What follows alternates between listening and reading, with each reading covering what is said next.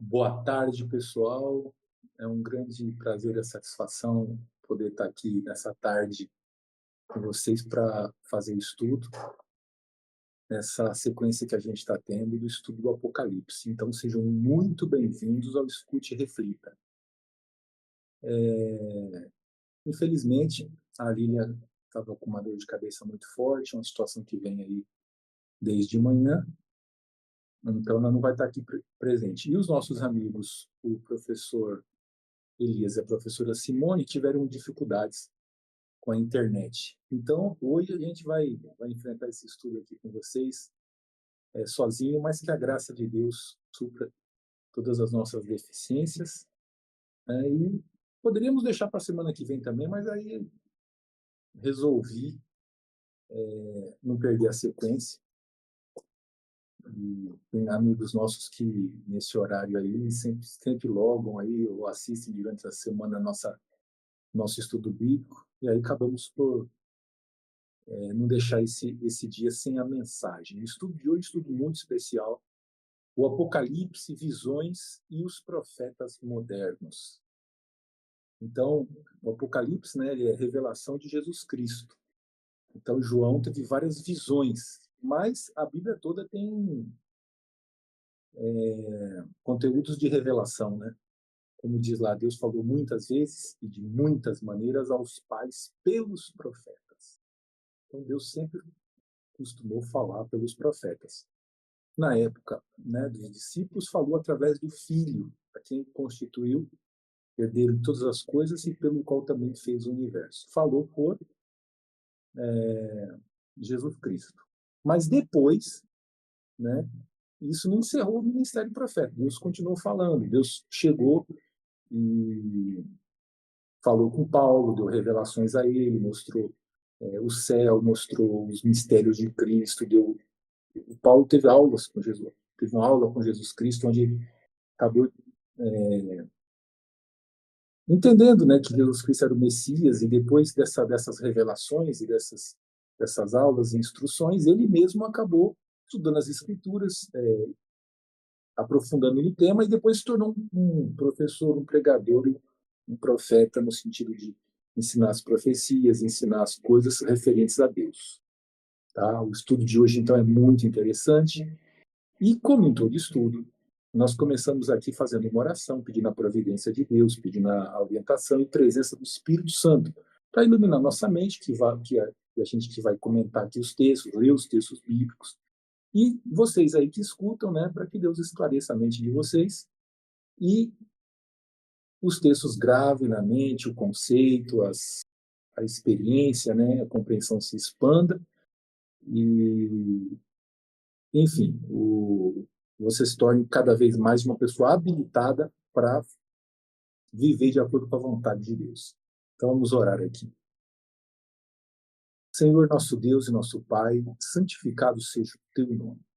Muito obrigado por essa situação tranquila, nessa tarde de sábado, podemos parar para estudar a tua palavra. Tu, Senhor Deus, supre cada uma das nossas necessidades, tu traz conforto à nossa vida, tu traz luz ao nosso entendimento, tu nos ama e concedemos teu Filho para que por meio dele tivéssemos vida eterna, vida em abundância. E teu santo e amado Filho intercedeu por nós e nos concedeu teu Espírito, que habita em nós, nos convence do pecado, da justiça e do juízo, nos traz instruções na tua palavra e faz-nos compreender melhor a Jesus Cristo e a ti. Então, Senhor Deus, te suplicamos a presença do teu Espírito nesse estudo, nessa reflexão, fazendo-nos compreender melhor a tua palavra. Em nome de Jesus Cristo. Amém. Bom, então vamos lá. O Apocalipse, ele revela que a Igreja de Deus nos últimos dias teria o testemunho de Jesus, tá? Que é o espírito de profecia. Então, Deus deu dons às igrejas e um desses dons, né, é a capacidade de entender, de ensinar e de ter as profecias. Apocalipse 19, 10, ele comenta isso daí. E nós vamos ver esse texto durante o estudo. Há também referência a falsos profetas nas Escrituras. Então, lá em Apocalipse 16, versículo 13 e 14, fala que existiriam falsos profetas, espíritos que se dirigem aos reis do mundo para enganar, inclusive muitos deles são operadores de sinais, né? Só que eles operam esses sinais para poder implantar o erro.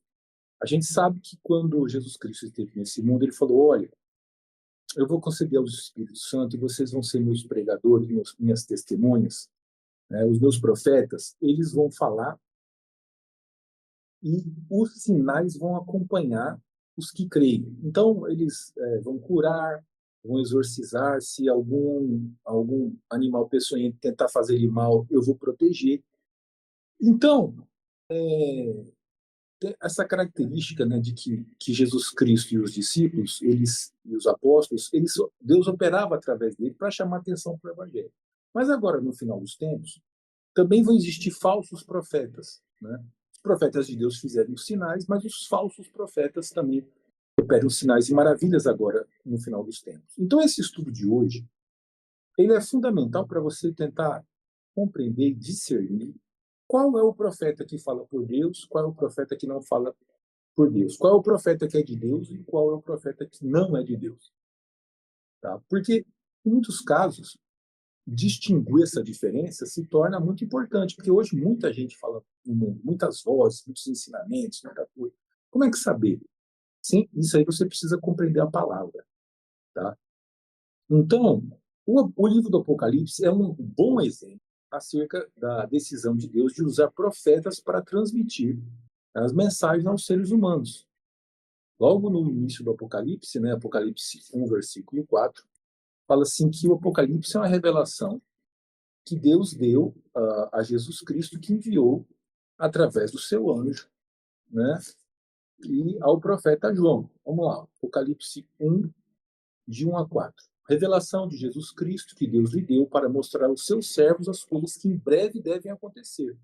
E que ele, enviando por intermédio do seu anjo, notificou o seu servo João, o qual atestou a palavra de Deus e o testemunho de Jesus Cristo quanto a tudo que viu. Bem-aventurado aqueles que leem, que ouvem as palavras da profecia deste livro, pois o tempo está próximo. Depois fala João às 7 igrejas que se encontram na Ásia e começa a trazer a mensagem de Jesus Cristo para eles. Tá? Então, João, ele recebeu a revelação de Deus, que veio por meio de Jesus Cristo, e levou à igreja. Tá? Aqui a gente tem também Amós 3, versículo 7, passagem muito interessante. Deus falou através dos profetas, e ele falou assim: olha, eu não vou fazer não vou fazer nada sem primeiro revelar os meus segredos aos meus servos, os profetas, de forma que na igreja a gente tem esse conhecimento, que Deus sempre se revela e avisa antes o que ele vai fazer. Tá? Amós 3, versículo 7. Olha lá. Certamente o Senhor Deus não fará coisa alguma sem primeiro revelar o seu segredo aos seus servos, os profetas. Então Deus, ele passa a mensagem aqui que sempre que ele vai operar, né, por meio da igreja, através do povo dele, ele envia um profeta que avisa as coisas que vão acontecer, que fala das coisas referentes a Deus. Tá? Então, Deus conduziu, por exemplo, o povo de Israel através de Moisés. Depois ele fala assim: eis que eu vos enviarei um profeta semelhante a mim, já antecipando Jesus Cristo. Então, Deus escolheu falar por meio dos profetas. Tá? E um texto também muito interessante que a gente já viu aqui em outros estudos, mas que a gente vai retomar aqui, é 2 Pedro 1, versículo 21. 2 Pedro, capítulo 1, versículo 21. Importante a gente ler os textos, né? A gente divide, normalmente alguém lê, mas hoje eu vou ter que ler todos os textos aqui. Porque nunca, jamais, qualquer profecia foi dada por vontade humana. Entretanto, homens santos falaram da parte de Deus, movidos pelo Espírito Santo. Então, a profecia verdadeira, a revelação verdadeira, não é uma motivação intrínseca humana. Não foi uma pessoa que decidiu fazer uma construção, tá? Ou que é uma coisa do aspecto dela mesma, de um estudo, não é nada disso. É Deus que escolheu esse método. E a profecia nunca foi dada por vontade humana. Entretanto, homens santos falaram da parte de Deus. Então, Deus transmitia a mensagem para aquela pessoa e aquela pessoa falava para os outros. Tá? Então, a origem do verdadeiro profeta é Deus. E o profeta fala, eu estou falando em nome do Senhor. Né? O Senhor está falando que, né? Assim diz o Senhor. Os profetas, mas assim diz o Senhor Deus. Ou seja, ele não está falando por ele mesmo, ele está falando pela palavra de Deus. Outro ponto interessante é o seguinte: a Bíblia ela foi escrita por muitos autores, tá? E tem muitos profetas ali. E tem profetas que a Bíblia faz referência que não tem livro dele, mas que ele foi reconhecido como profeta. Ou seja, nem todos os profetas tiveram seus conteúdos escritos como livros bíblicos, etc. Tem profetas que a Bíblia menciona e tem outros que ela nem menciona, tá? Mas que também falaram da parte de Deus movidos pelo Espírito Santo. Então a gente chama de profetas canônicos os profetas que têm um livro no cano, nesse conjunto de livros que chama Bíblia. E tem profetas que não têm o livro ali, mas tem alguma referência a eles. E é isso que a gente queria mostrar para vocês aqui, tá? Existe aqui diversos profetas que a Bíblia fala, ó, por exemplo, o profeta Natan. Não tem o livro do profeta Natan, mas tem uma referência que Natan foi profeta. E também não tem discriminação quanto a sexo. Por quê? Porque tem profetas homens e tem profetas mulheres. Aqui fala assim, na Bíblia se mencionam várias mulheres que exerceram a função de profetas. Então isso aqui é interessante, porque a gente lê esses textos vai ajudar a gente a assimilar que Deus pode falar com homem, com mulheres, e vai também entender na prática, nesse estudo aqui raiz, que existe profetas que não tem livro, mas tem uma referência bíblica que eles foram profetas. Tá? Então vamos ler esses textos aqui. Segundo, vamos lá, Lucas capítulo 2, versículo 36 até 38. Lucas 2, 36 a 38. Havia uma profetisa chamada Ana, filha de Fanuel, da tribo de Azer, avançada em dias, que vivera com seu marido 7 anos desde que se casara, e que era viúva de 84 anos. Esta não deixava o templo, mas adorava noite e dia com jejuns e oração. Olha assim, pessoa zelosa e que gostava de estar na casa de Deus. Uma pena, parece que viveu aqui com o marido só 7 anos, né? Já era viúva. Chamava-se Ana, e a Bíblia diz que ela era profetisa. E chegando naquela hora, dava graças a Deus e falava a respeito do menino a todos os que esperavam a redenção de Jerusalém. Então, ela falava a respeito de Jesus Cristo. Olha, vocês que estão esperando o Messias, ele chegou. Né? Deus estava falando por uma mulher idosa, uma profetisa chamada Ana, que vivia na casa de Deus, buscando a Deus, tá? Era fervorosa. Então, Deus falou através dela, nessa situação aqui. Tá? Falando a respeito do menino Jesus aqui, aos que esperavam a redenção de Jerusalém. Olha que mensagem poderosa, anunciando o Messias. Tá? Uma profetisa local que atuou naquele dia e que profetizou através de Deus, tá? Anunciando o menino Jesus como Messias. Aqui, Êxodo capítulo 15, versículo 20. Êxodo 15, versículo 20. A profetisa Miriam, irmã de Arão, tomou um tamborim e todas as mulheres saíram atrás dela com tamborins e com danças. Tá? E Miriam lhes respondia: cantai ao Senhor, porque gloriosamente triunfou e precipitou no mar o cavalo e o seu cavaleiro. Então, essa Miriam, irmã de Arão, era profetisa. E ela puxou um louvor a Deus com as mulheres, né? Então, tocava os tamborins, né? Cantavam, dançavam em louvor a Deus. É o que está escrito aqui, uma mulher profetiza. Então, Miriam, lá na época do Êxodo, também falava por Deus, era conhecida como profetisa. Agora, Débora, Juízes 4,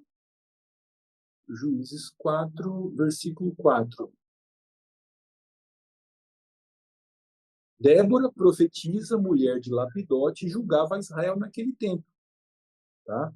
Ela atendia debaixo da palmeira de Débora, entre Ramá e Betel, na região montanhosa de Efraim. E os filhos de Israel subiam a ela para juízo. Alguns desses profetas também atuavam como juízes e líderes do povo de Israel. A profetisa Hulda, segundo Reis, capítulo 22, segundo Reis 22, versículo 14. Então, o sacerdote Ilquias, Aicão, Safã e Azarias foram ter com a profetisa Hulda, mulher de Salum, o guarda-roupa, filho de Tikva, filho de Arás, e lhe falaram. Ela habitava na cidade baixa de Jerusalém. Olha lá, os sacerdotes foram buscar orientação, né? Foram falar lá com a profetisa Hulda. Ela morava na parte da cidade baixa de Jerusalém. Mais uma profetisa aqui. É Atos capítulo 21, versículo 8 e 9. Vamos lá. Atos capítulo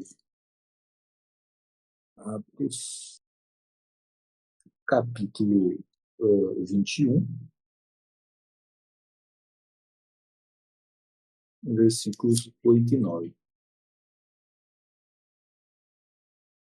No dia seguinte, partimos e fomos para Cesareia.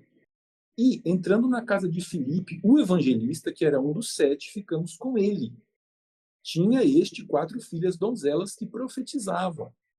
Então, aqui, Filipe, uma daquelas pessoas ali importantes ali no início da igreja cristã, que era um homem de Deus, tá? Evangelista, ele tinha 4 filhas donzelas que profetizavam. As meninas falavam da parte de Deus. Olha que benção. Então, por exemplo, João Batista. João Batista não tem um livro de João Batista, mas dentre os nascidos de mulher não teve um profeta maior do que João Batista. João Batista não tem um livro bíblico, mas tem uma descrição dele lá na Bíblia. Tem outros profetas que Deus falou através deles que não estão necessariamente escritos num livro ou tendo referências, tá? Tem profetas homens também, a gente só leu mulher porque às vezes as pessoas acham que não, Deus só usou homens. Não, usou mulheres também. Então está aqui.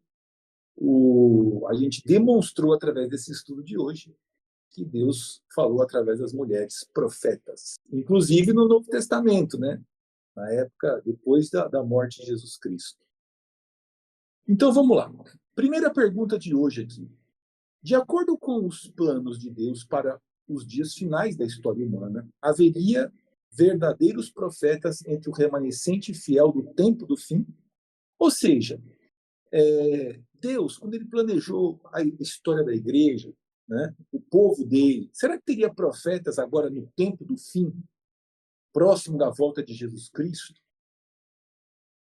Ou isso aí, ou esse assunto de profeta só são coisas do passado? Joel, capítulo 2, versículo 28, até o versículo 32. Vamos lá, Joel, vou pegar aqui, Joel, profetas aqui.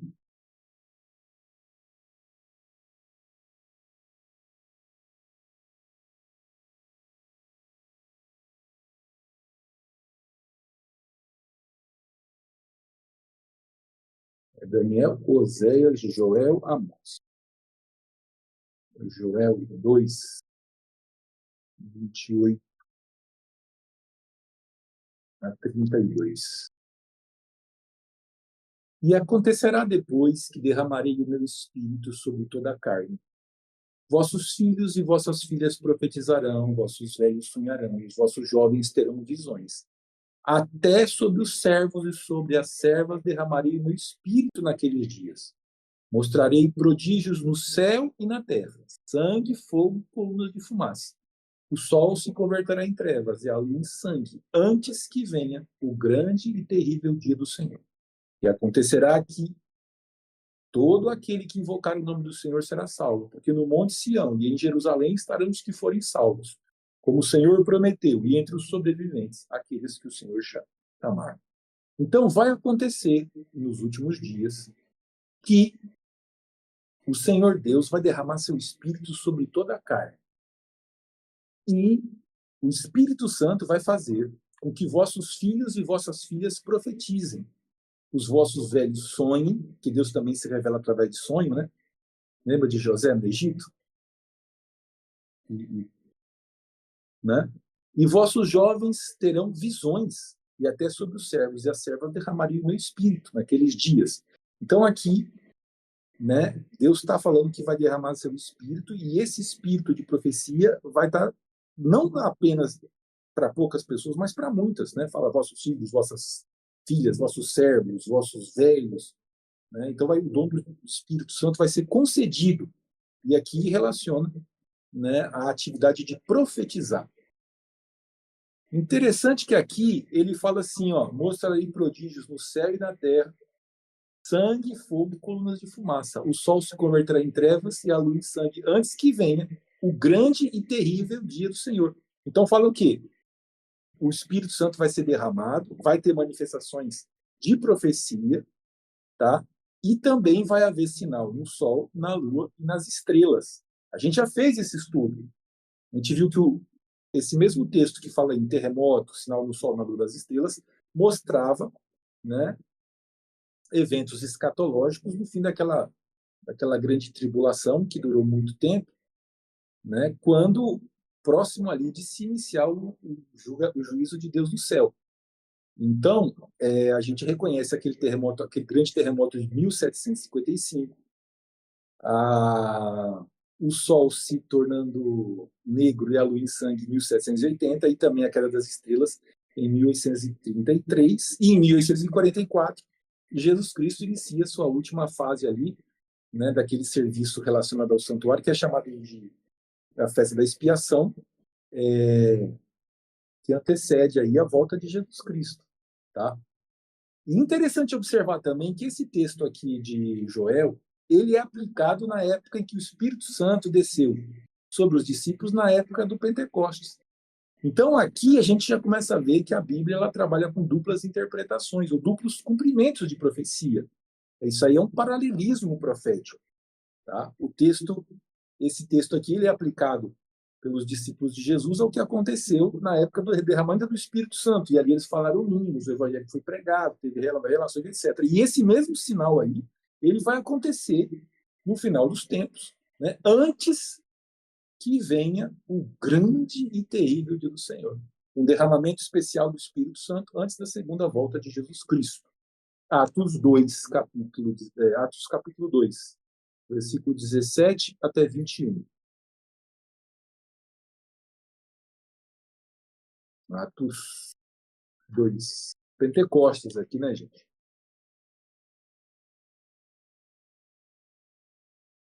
Em 17. E acontecerá nos últimos dias, diz o Senhor, derramarei meu espírito sobre toda a carne. Vou começar no versículo 15 aqui, ó. Estes homens não estão embriagados como vintes pensando, sendo esta a terceira hora do dia. Mas o que ocorre é o que foi dito por intermédio do profeta Joel. E acontecerá nos últimos dias, diz o Senhor, que derramarei o meu espírito sobre toda a carne. Vossos filhos e vossas filhas profetizarão. Vossos jovens terão visões e sonharão vossos velhos. Até sobre os meus servos e as minhas servas derramarei do meu espírito naqueles dias. Profetizarão, mostrarei prodígios em cima no céu e sinais embaixo na terra, sangue, fogo e colunas de vapor de fumaça. O sol se converterá em trevas e a lua em sangue, antes que venha o grande e glorioso dia do Senhor. E acontecerá que todo aquele que invocar o nome do Senhor será salvo. O discurso de Pedro. Pedro, ele fala assim, gente, estão vendo essa manifestação de línguas que as pessoas estão falando e pregando o evangelho? Isso é um cumprimento do profeta Joel, tá? Então, ele usa esse texto de Joel como se cumprindo ali no Pentecostes, e a gente sabe pelas linhas proféticas que isso aí vai se cumprir de novo antes que venha o grande e terrível dia do Senhor. Porque o dia do Pentecostes não foi o grande e terrível dia do Senhor. O grande e terrível dia do Senhor é o dia de juízo, que Jesus Cristo vai vir e destruir o mal. Tá? Então, vamos lá. A Bíblia diz que quando nosso Senhor Jesus Cristo ascendeu aos céus, concedeu dons aos homens. Quais são alguns destes dons que ele concedeu à sua igreja? Tá? Efésios 4:8. Quando ele subiu aos céus, levou o cativo o cativeiro. Tá? Venceu a morte. Ele tirou um grupo de pessoas da sepultura e levou como primícias para Deus, né, como um troféu do seu poder de ressuscitar os mortos. Né? Essas pessoas aí, as tumbas se abriram na época que Jesus Cristo morreu, né? E na época que Jesus Cristo ressuscitou alguns com ele. Muita gente ressuscitou. E ele levou para o céu e concedeu dons aos homens. Aí pergunta, quais foram alguns desses dons? Então tem lá, Efésios 4, versículo 1, tá? Até versículo 1 e versículo 12, para mencionar aqui alguns dons que Jesus Cristo concedeu aos homens.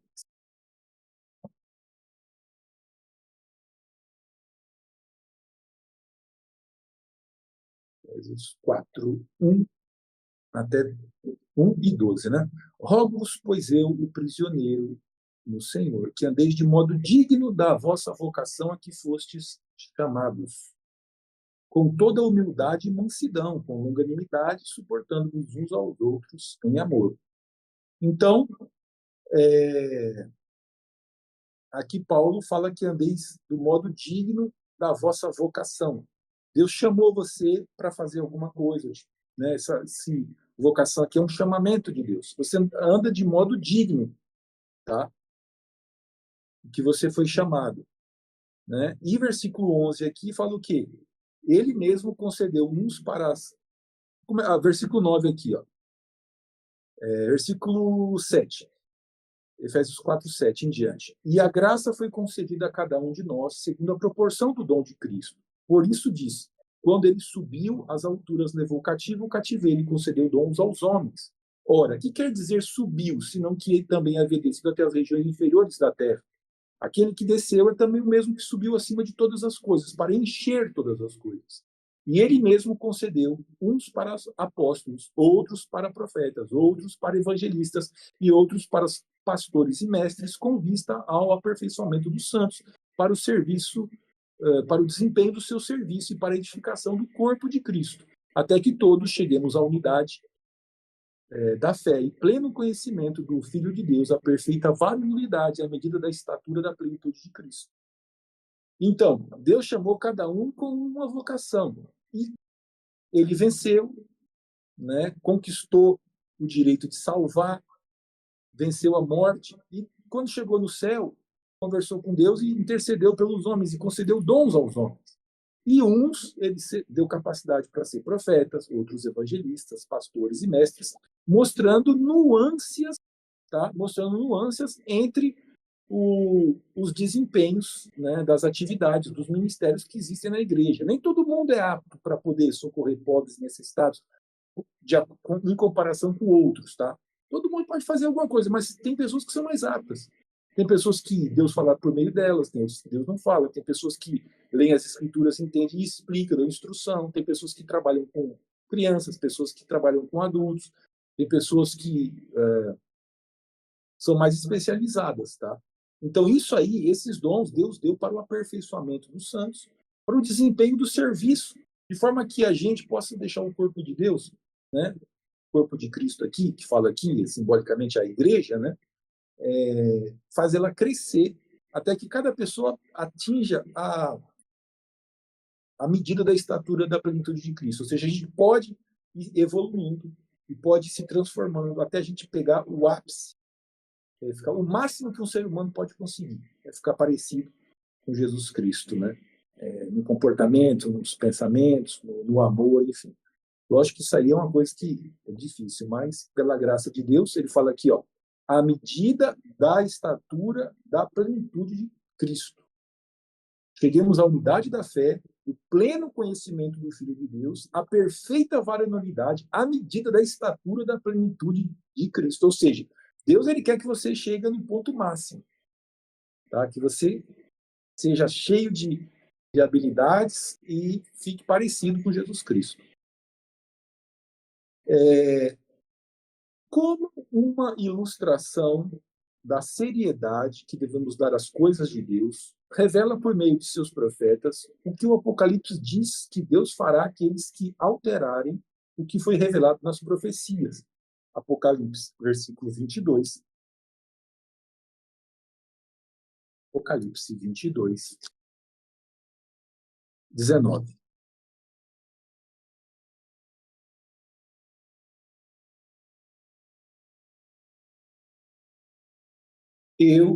Versículo 18 aqui. Eu a todo que ouve as palavras da profecia deste livro testifico. Se alguém fizer qualquer acréscimo, Deus lhe acrescentará os flagelos escritos nesse livro. E se alguém tirar qualquer coisa das palavras do livro desta profecia, Deus tirará a sua parte da árvore da vida, da cidade santa e das coisas que se acham escritas neste livro. Se alguém adulterar, se alguém subtrair ou acrescentar palavras às profecias, quer dizer, à revelação de Deus, esse também vai ter os flagelos, que são as pragas descritas no livro de Apocalipse, acrescentadas na sua vida. E no julgamento final, tá? Vai passar coisas horríveis. E se ele tirar alguma coisa da palavra de Deus, da profecia, tá? Essa pessoa também vai ter seu nome tirado no livro da vida. Então, Deus trata com muita seriedade a mensagem que ele dá ao ser humano. Homens santos falaram da parte de Deus. Se a pessoa ela entra num surto e quer falar assim, não, agora eu sou profeta, eu vou falar da parte de, olha, eu estou falando porque o Senhor Deus, e o Senhor Deus não falou, essa pessoa ela está incorrendo em condenação. Tá? Tem outros textos aí do livro lá de Deuteronômio, etc., que fala disso daí. Profetas lá, olha, Ezequiel fala, se Deus falar e você não falar, se Deus te der a revelação e falar repreende, você não repreender, a culpa do ímpio vai cair sobre você. Mas se você falar, você vai sair justificado, porque você avisou. Aí a responsabilidade já não é mais sua, é dele. Tá? Então, é muito importante que o profeta ele respeite os limites do que Deus falou, não acrescentando e nem subtraindo. Tá? Então, Deus ele não vê com bons olhos pessoas que ficam inventando profecia, porque na realidade eles são tidos como inimigos, como perturbadores, eles são tidos como falsos, tá? E é falsa testemunha, ele está dizendo uma coisa que Deus falou e que Deus não falou, tá? Então, pessoas que querem se passar por profetas de Deus, Deus vai pegar pesado com elas se elas vão ser castigadas, tá? Então, porque a mensagem de Deus é para a salvação da humanidade. É como um remédio que é fabricado e vendido na farmácia. Se a pessoa engarrafar veneno ao invés de remédio, a pessoa vai buscar a cura e ele acaba envenenado e morto. Tá? É como se fosse um aviso. Por exemplo, tem um lugar aqui, ó, areia movediça. Você tira isso aqui e põe num lugar que não tem nada. A pessoa, aqui não tem areia movediça nenhuma. E no lugar que tinha, que a pessoa vai lá e morre, porque não tem. Entendeu? Você trocar uma placa, você trocar uma indicação, porque isso aí engana as pessoas. Tá? Isso aí é contraproducente. E no mundo religioso hoje tem muita gente que se quer passar por profeta de Deus, tá? Diz que teve sonho, não sei o quê. Na realidade não é nada disso. Ela comeu de barriga cheia, teve um sonho lá qualquer, ela passa como coisa de Deus. Mas muitas vezes não é. É coisa da cabeça dela, para se parecer importante, por causa do ego. Eu estou falando de Deus. Muita gente começa a ouvir. Tá? E às vezes a pessoa fala besteira ali, não fala o mínimo, né? Não tem mínimo de coerência com a palavra de Deus, nem uma vida de testemunho, né? Não passa por aquele critério, pelos seus frutos os conhecereis. A pessoa vive enganando, mentindo, né? Vive em vaidade e quer se passar por profeta de Deus. O profeta de Deus tem uma vida bem assim disciplinada, viu? Se pisar na bola, a coisa fica feia. Tá? Teve profetas que Deus falou assim, ó, você quando fizer a profecia, você não volta e não para na casa de ninguém. Aí a pessoa vai na profecia, depois alguém, Deus falou para mim que é para você parar aqui, não sei o quê, aí engana, Deus vai lá, manda um leão, mata aquele profeta. Por quê? Porque não obedeceu a palavra de Deus, Deus falou com ele, aí outro veio dizer que Deus falou com ele através dele, sendo que falava direto com ele, entendeu? Desobedeceu a Deus. É aquele caso do servo de Eliseu, né, de Aze, que o Naamã, um chefe lá do exército do rei da Síria, comandante lá, veio ter a cura, foi curado da lepra. Quando ele foi embora, o servo, porque antes dele ir embora, ele falou assim: eu trouxe presentes aqui. Ele falou: não, pode ir embora com seus presentes, é uma bênção de Deus, etc. Ele foi embora, o servo falou: não é possível, eu vou ganhar um presente para mim, né? Tal. Ele correu lá e falou: o Eliseu mudou de ideia, dá algum presente aí. Ele pegou um presente. Quando ele voltou, ele está entrando lá, Geazi, você estava onde? Não estava em lugar nenhum, só estava aqui mesmo, por aqui. Mas eu falei, não, eu acompanhei você. Deus mostrou para mim que você foi lá pedir. Isso é momento de você querer ganhar dinheiro, momento que eu estou pregando o evangelho de Deus, né? E falando de Deus para uma pessoa de um outro país que nem tem o temor de Deus, que agora começou a aprender a respeitar Deus mediante uma cura que teve, ele vai ser uma testemunha em terra estrangeira. A lepra que estava nele caia sobre você agora. Pronto, ele ficou leproso a partir daquele momento ali. Então, assim, situação feia, tá? Deus, ele trata com rigor seus profetas para não virar bagunça, né? Falar que é profeta de Deus. Que comunhão há entre a luz e as trevas? A pessoa dizendo que é profeta de Deus fica praticando o mal, né? Não tem. Mas vamos continuar aqui. A gente já viu que Deus lida com muita seriedade com as profecias que ele dá através do seu servo. Né? E também lida com o seu servo, que tem que ter muita disciplina e obediência. E não é fácil ser profeta, porque muitas vezes, a maior parte das vezes, os profetas são rejeitados. Né? As pessoas não querem ouvir a disciplina e a admoestação do Senhor. O profeta muitas vezes aponta o pecado. Vocês estão transgredindo a lei de Deus. Ele mandou vir para cá e vocês estão indo para lá. Aí, o povo, né, os sacerdócios, os líderes da igreja ficam pau. Porque muitas vezes o ministério profético ele acontece dentro da igreja. E às vezes a liderança é corrupta, não quer aceitar a voz do profeta. Entendeu? Então, é aquilo. Como são considerados no Apocalipse aqueles que guardam as palavras da profecia divina? 22:7. Aqui no final, eu já estava até no capítulo aqui. Eis que venho sem demora. Bem-aventurado aquele que guarda as palavras da profecia deste livro.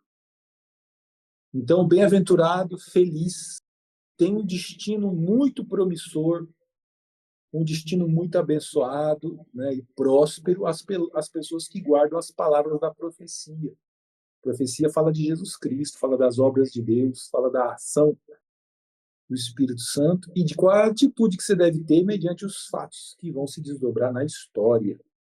Tá? De acordo com o Novo Testamento, não faltaria à igreja nenhum dos dons espirituais que Cristo concede. 1 Coríntios 6, versículo 1 Coríntios 1, versículos 6 e 7. Então, teriam muitos dons que Deus concederia, e entre eles o dom de profecia. O Apocalipse ensina que no tempo do fim, o remanescente fiel teria o dom de profecia. Esse aqui foi o comentário da introdução, né? Corroborado por Joel, que Joel fala que no final dos tempos, antes que venha o grande terrível do Senhor, ia ser derramado o Espírito Santo. E Apocalipse 12:7, o que fala aqui, Apocalipse 12:7?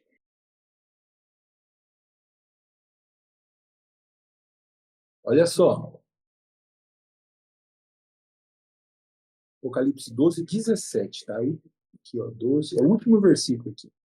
Irou-se o dragão contra a mulher e foi pelejar contra os restantes de sua descendência, os que guardam os mandamentos de Deus e têm o testemunho de Jesus, e se pôs em pé sobre a areia do mar. O dragão aqui é Satanás, tá? A antiga serpente, que se chama Diabo e Satanás. Ele irou-se contra a mulher. A mulher aqui é o povo de Deus.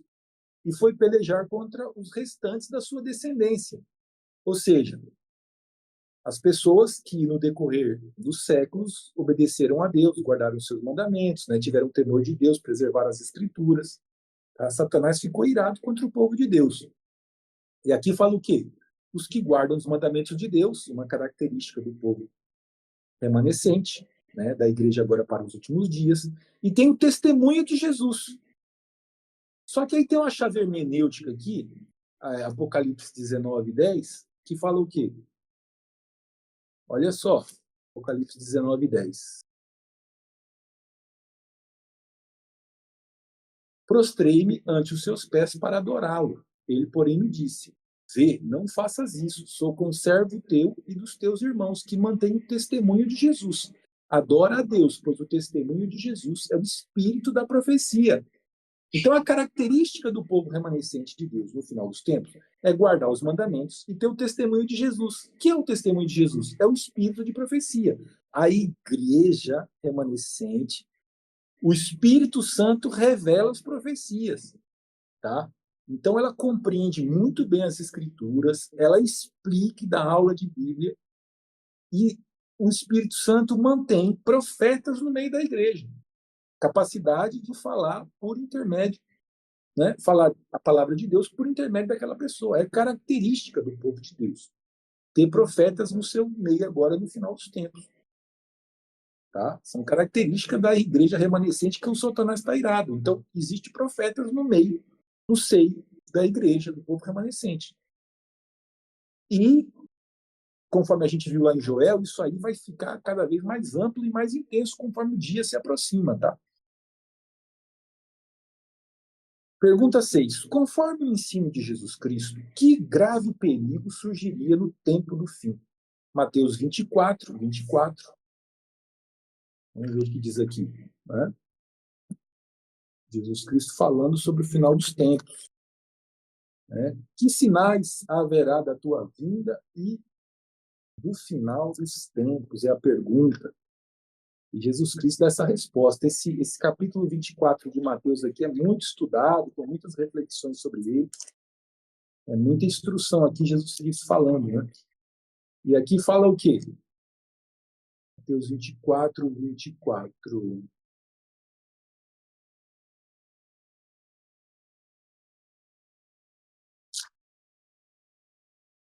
Porque surgirão falsos cristos e falsos profetas, operando grandes sinais e prodígios para enganar, se possível, os próprios eleitos.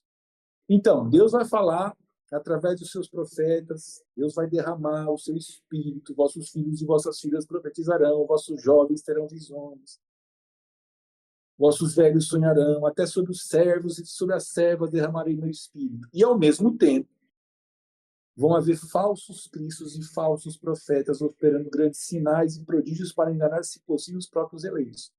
Então, gente, ditas em outras palavras, o final dos tempos é um conflito entre falsos profetas e profetas verdadeiros. Né? Os dois vão estar fazendo sinais e prodígios, os dois vão estar trazendo revelação. Tá? Não sei se vocês lembram, mas quando Moisés foi fazer os sinais para mostrar o poder de Deus, para convencer Faraó de que era a ordem de Deus para tirar o povo de Israel do Egito, Faraó falou: os meus magos também fazem esses sinais. Aí mandou chamar Janes e Jambres, eles jogaram um pedaço de madeira no chão e ela também apareceu como se fosse uma cobra. E aí ele falou: aqui também faz. Aí Moisés falou: vou transformar água em sangue. Ele: não, aqui também faz. Então, só não conseguiu mais replicar os milagres, porque Deus travou a partir da segunda ou terceira praga, e a coisa ficou tão feia, o combate ficou tão bravo, que os magos do Egito, aqueles macumbeiros fortes do Egito, jogaram a toalha e falaram: Faraó, aqui é o dedo de Deus, Faraó. Aqui não é brincadeira, não. O que está operando aí é um poder muito forte.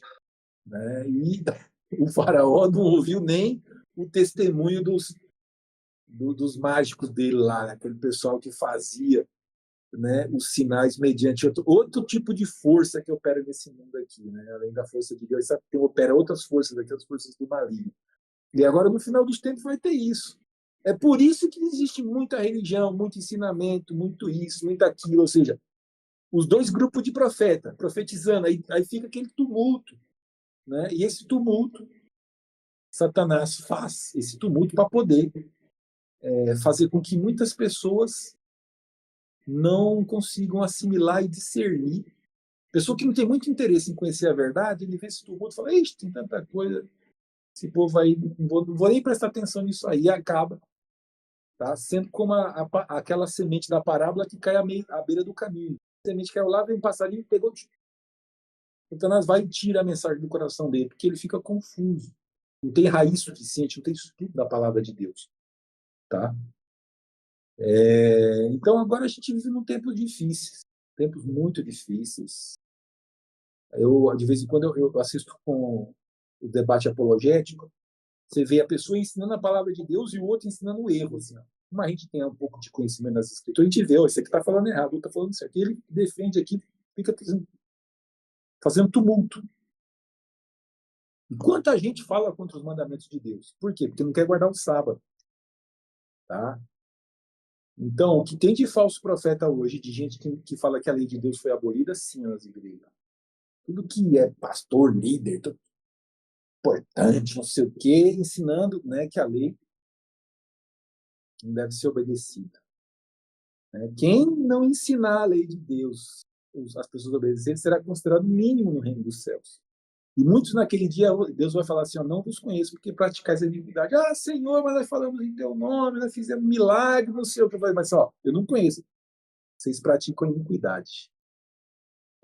Como podemos saber se o que um profeta diz, tá, é verdade ou não?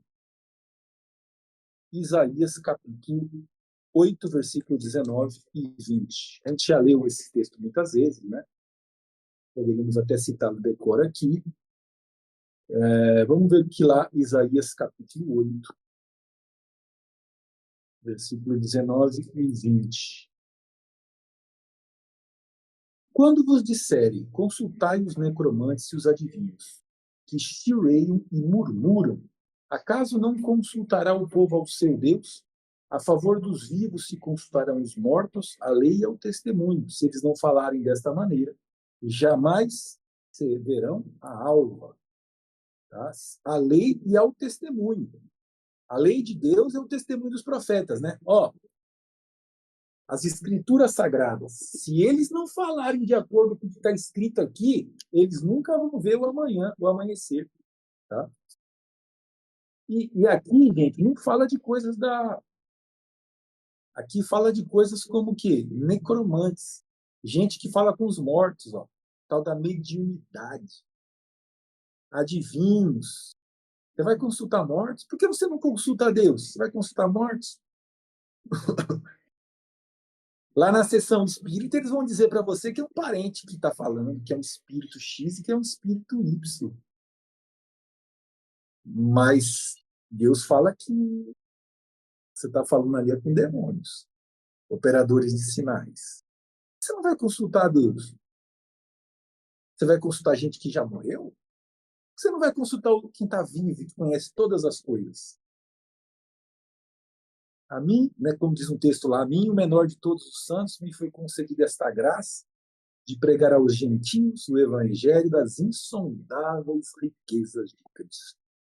Você não vai na fonte do saber e do conhecimento. Vai consultar aqueles a quem Deus falou. Lembra lá de Saul? Mandou matar os profetas. Mandou matar os profetas. Desculpa aí. Mandou matar os profetas e depois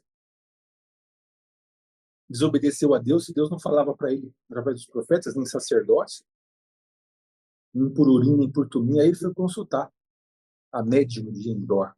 Tá? Muito cuidado com muita fantasia que Satanás inventa, muito falso profeta, dentro e fora da igreja. Tá?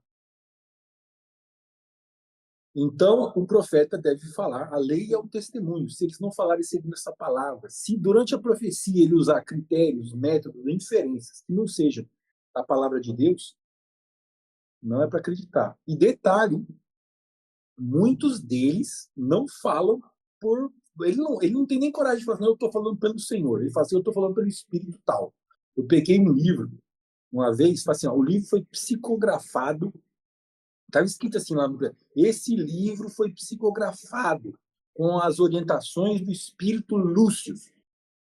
No preâmbulo está escrito, não, assim, aqui não está escrito assim, eu estou falando por palavra do Senhor. Lá está falando que foi psicografado pelo espírito, orientações do espírito Lúcio. Espírita, esse eu não conheço, né? Isso é do mal.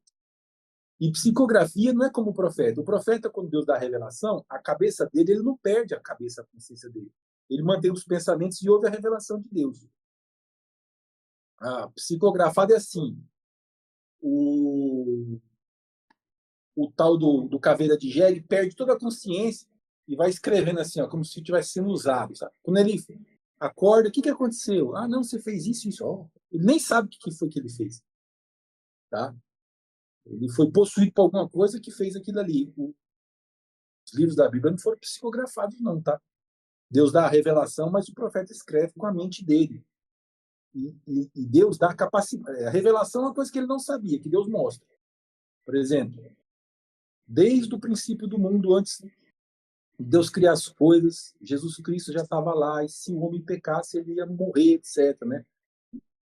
Cordeiro de Deus morto antes da fundação do mundo. Era um segredo oculto, um mistério. Deus revelou isso aí, que o plano da salvação já estava lá nos planos mais amplos de Deus, só que ninguém sabia. Se um dia acontecesse alguma coisa, Deus ia agir para tentar manter a criatura viva. Isso é um mistério do Evangelho. Isso aí o profeta não sabe.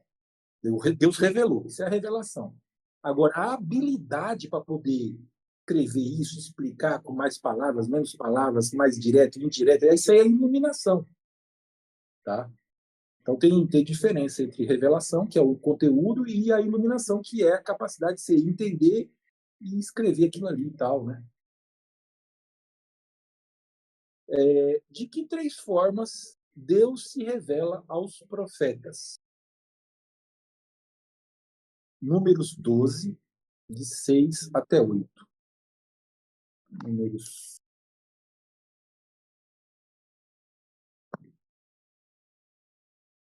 12, de 6 a 8. Então disse: ouvi as minhas palavras. Se entre vós há profeta, eu, o Senhor, em visão, a ele me faço conhecer, ou falo com ele em sonhos.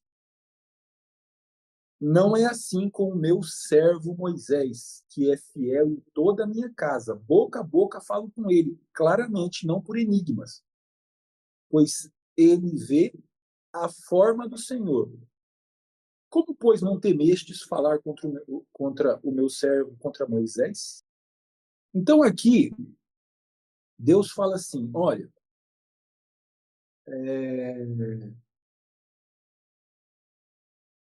eu falo com os meus profetas em sonhos, em visões, e nos casos mais fortes eu falo com ele pessoalmente. Tá? Moisés estava lá na sarça e depois, em alguns momentos, Deus falou com ele de uma forma mais próxima, assim, boca a boca, como quando eles subiram lá com aqueles 70 anciãos, né? Na montanha, que Deus reuniu eles lá e falou com eles. Então, olha que interessante, hein?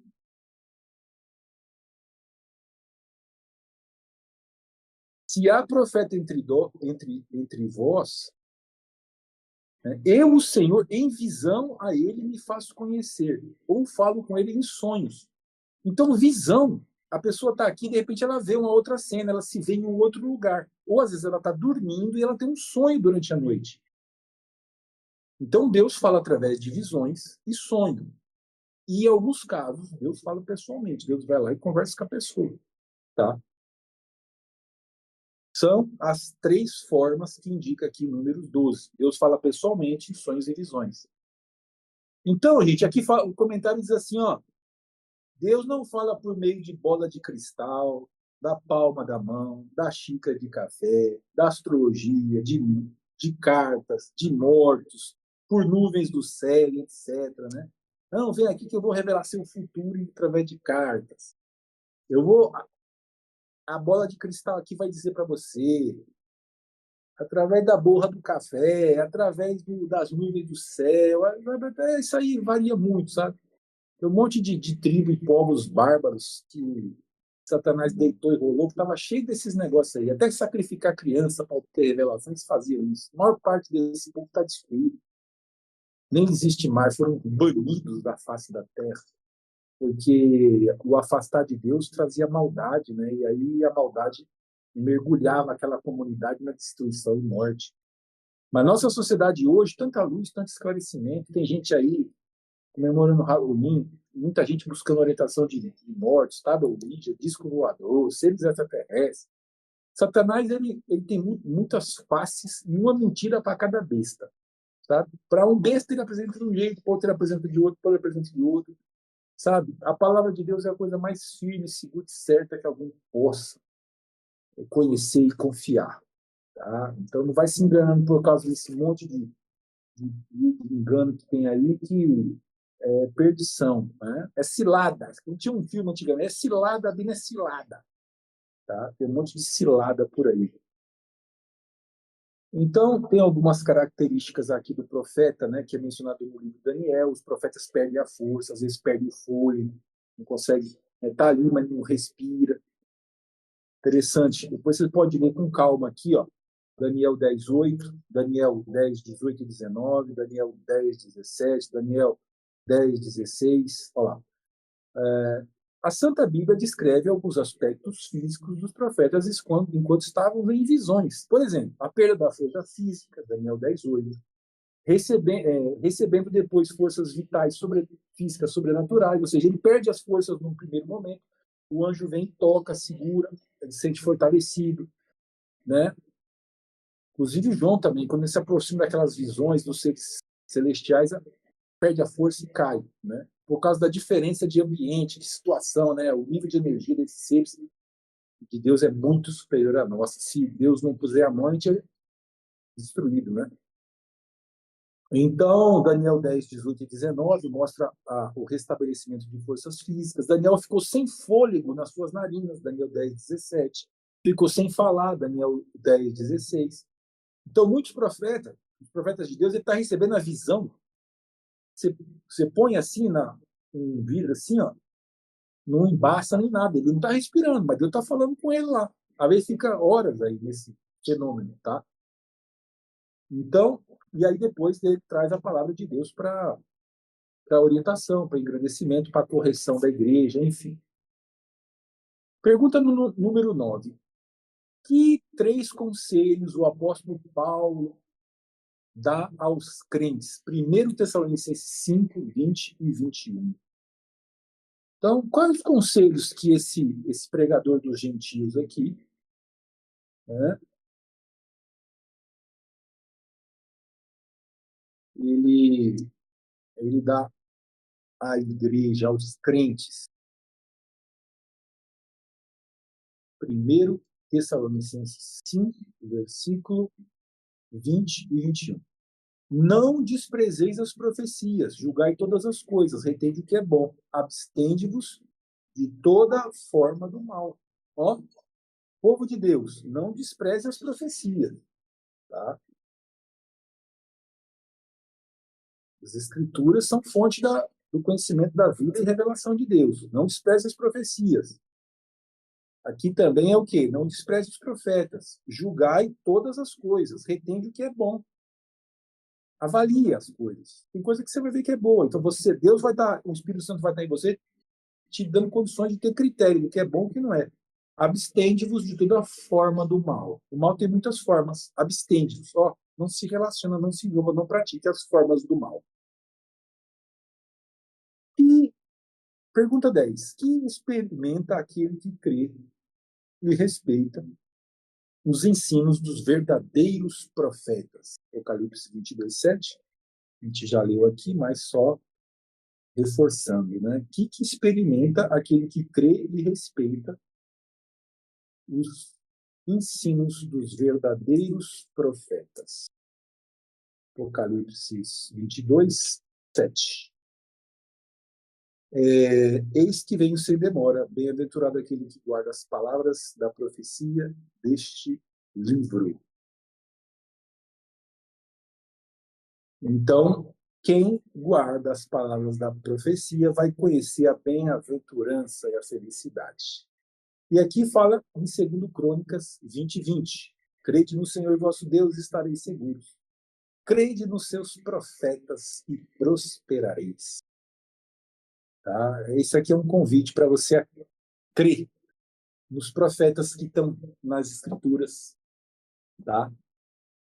Profetas canônicos. E também nos profetas que não são canônicos, mas que Deus fala através dele na igreja, no povo de Deus, para cumprir, né, o propósito de Deus de fazer você crescer e atingir a plena varonilidade, a estatura de Cristo, né, para que o corpo de Cristo seja saudável e cresça e desempenhe o serviço de Deus na terra, que é abençoar e salvar.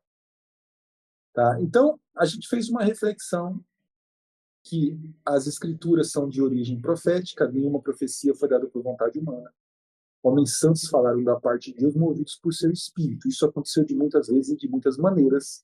E também o ministério profético não terminou com a vinda de Cristo desse mundo aqui, né? Mas nos últimos dias nos falou pelo Filho, a quem constituiu dele todas as coisas. Mas o fato de Deus ter falado pelo Filho não significa a extinção do dom profético, porque o próprio Cristo diz que quando ele subiu aos céus, ele levou o cativeiro, levou o cativeiro e deu dons aos homens. E entre esses dons está o dom de ser profetas, de fazer profecia, de falar a respeito de Deus. Só que a gente viu que os profetas não podem falar contra os outros profetas. Tá? Por quê? Porque a lei é o testemunho. Se eles não falarem segundo essas palavras, jamais verão alvo. Então, eles têm que falar de acordo com a lei e o testemunho. Então, eles têm que falar de acordo com a palavra de Deus e de acordo com os outros profetas, de forma que existe unidade na fé. A fé que uma vez foi entregue aos santos, ela é comum. Então, se você conversasse com Adão, com Abraão, ou com Jesus Cristo, ou com qualquer pessoa da Igreja de Deus hoje, as crenças são semelhantes, você acredita nas mesmas coisas. Tá? A religião verdadeira, a fé de Jesus Cristo, não é uma coisa que muda com o tempo. Ela pode se aprofundar por causa do estudo e da revelação, pode, né, ficar cada vez melhor por causa da limitação humana, por causa da dureza de vossos corações, como falou Jesus Cristo, né? Por causa da dureza de vossos corações, você não entende, você tem dificuldade de entender a palavra de Deus, mas a palavra de Deus, como ela foi dada, é sempre a mesma e os conceitos, os conhecimentos são sempre os mesmos, não muda. Tá? É o mesmo, Jesus Cristo é o mesmo ontem, hoje e será para sempre. A revelação que vem dele é essa revelação que cria esse conjunto da fé, unidade na fé, no pleno conhecimento do Filho de Deus. E Satanás, conhecendo essas coisas, ele traz os falsos cristos e os falsos profetas, fazendo com que o final dos tempos seja uma batalha entre os profetas. Estou colocando dessa forma para você entender que falsos cristos e falsos profetas convivem com verdadeiros discípulos de Cristo e com verdadeiros profetas.